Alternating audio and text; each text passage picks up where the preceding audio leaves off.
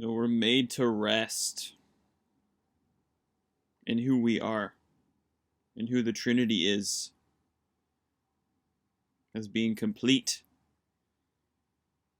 We just is. We can only be who we are, and we are complete. The Trinity made us flawless, whether we agree with that or not. But we can't rest in their tangible persuasion, their tangible reality about us that we are complete, if we're not agreeing with that truth. That truth needs to become true to us, not only in our mind, but in a living way.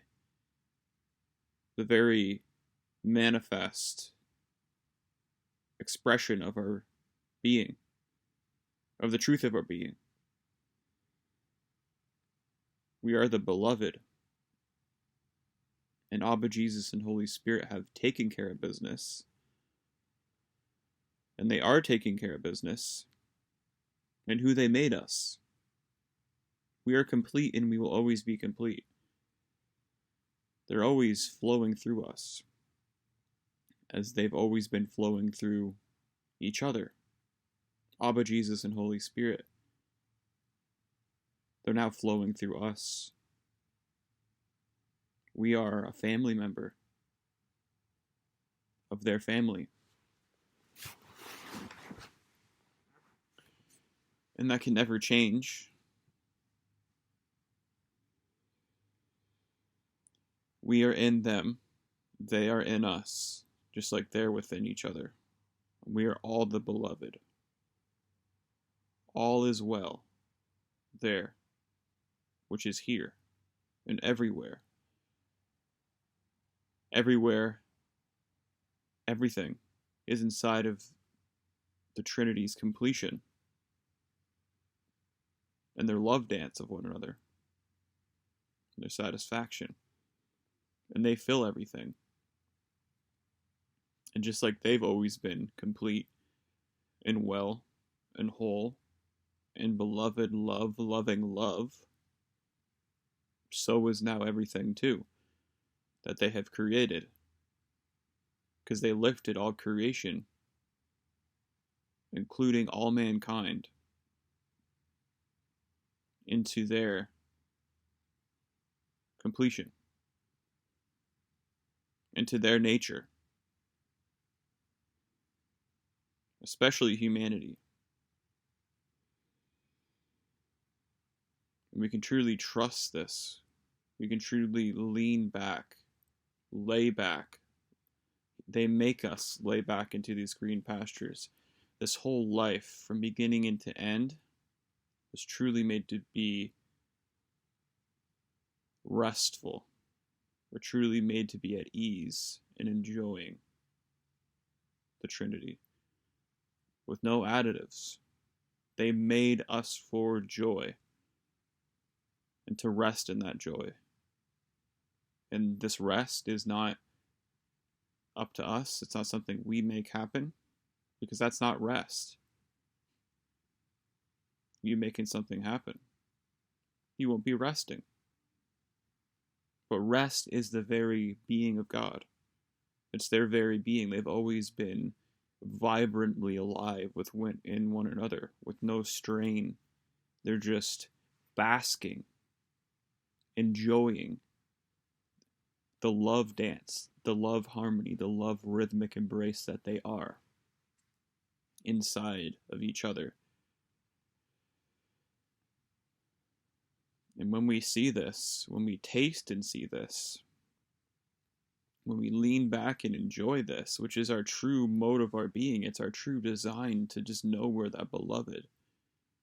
It's totally sustained by their being of love, loving us inside of us, making us to tangibly know them and to think on them and to feel them always, thinking on us and feeling us always. We begin to treat others that same way that they're always treating us, and we're actually within one another. designed to rest in one another. Like every human being, we're mystically entwined within each other's hearts and bodies and souls. Like, it's all a mystical reality. We're bigger on the inside than we are on the outside. We're all inside of each other. And we have the fullness of the Trinity, who has everything inside of them. We're made in that image, and we somehow have everything inside of us. But everything is well and complete in them. And everything can be well and complete in us, in our experience, as it truly is in them. Everything is well and finished and glorified. They wake us up through the transmission of their gospel that they speak to us. They persuade us with their persuasion. And we enter, which means to experience and perceive, into their rest, into their satisfaction, their persuasion of what they know to be true, which is that they made us to be in harmony with their harmony, with their being of rest. And this is where all the healing and things flow from, is from their being of rest. When we become into this ease and this state of rest, if you will, yes you will, but don't panic, the diseases and disorders, disharmonies in our body get flushed out of us. And it can take time sometimes, but that time has already been swallowed up into him. It's already been transformed. So we're awakening in these areas of our life to what's true. And what's true is that we're complete. Our true being is at rest, in their being of rest, which is where there's no strains, there's no turmoil, there's no panic, there's no alarms, there's no hatred, there's no shadow of turning, there's no darkness, there's no decay, there's no death, there's no chilly, eerie feelings, there's no fear, there's no judgments, but all is love, all is celebrated, all is in harmony, all is well, all is right, all is beautiful, all is charming, all is talented, all is gifted, all is intelligent, all is inside of the Trinity's perfection, in the Trinity's perfections inside of them, which has made all perfect. And this is the power of the gospel. It has been done. We don't need to improve on ourselves. The Trinity has did it all for us. As us, Jesus became all of us. He became what we were in order to make us into what he is in his uncreated self. We transcend our creation. Not that our creation's flawed, but he deleted our ideas that it was flawed and all the bad things that was happening because of that. And he preserves that he preserves that zero flawed, perfect, glorified, good yumminess of all of our beings in him, and he brings us into his life. And this life is partaking in his life's partaking in our life, and our life is their life is our life.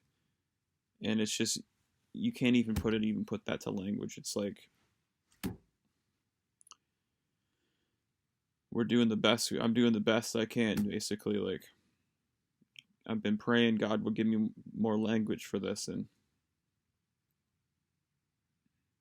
probably eventually will. Yes, I'm sure, but it's more something that you taste. But it's good to talk about, because this is like, it's transmitting. It's like a living, tangible thing I'm speaking from. The three persons of the Trinity. when we speak from it, just like how they spoke everything into existence, we speak from their being about this existence, what this existence is. We speak about their existence too. Father, Son, Holy Spirit, and there's power in this. It says that the gospel is the power of God.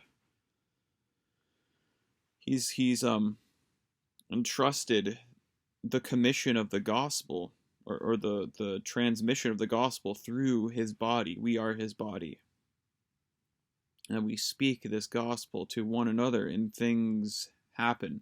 Or actually, what already happened. All the things, he already made everything happen. Everything's complete and glorified. And when we speak from that reality, about that reality, to that reality, it's like we're speaking from Jesus to Jesus. It's all just this tangible gospel, beautiful reality that we are, and we're speaking from it. It's just their presence that we're speaking from, it just unloosens people's minds, and it causes it to manifest. Like his tangible manifest presence just touches things all around us, and it emanates out of us, out of our eyes, out of our face, out of our fingertips, out of our heart. It's all love. It's all glorious. We get to all rest in this and enjoy this tangible gospel now and forevermore. Hallelujah. Amen. I love you guys. You guys are beloved. All is well for you. Be at rest. Be at ease. Enjoy the Trinity, enjoying you forever. Go out and speak this gospel to people without any fear, with just pure love, because you just know how loved you are. You know that the Trinity are backing you, that they're in you, that they're filling you, that this is their reality. You're just resting in. You're not trying to make things happen. You're participating in something that's already happened and happening. It's them and you and them. And we're all a beautiful family of love. I love you, beautiful family of love. Toodaloo. Mwah. Amen. Hallelujah. Glory to God. The Trinity.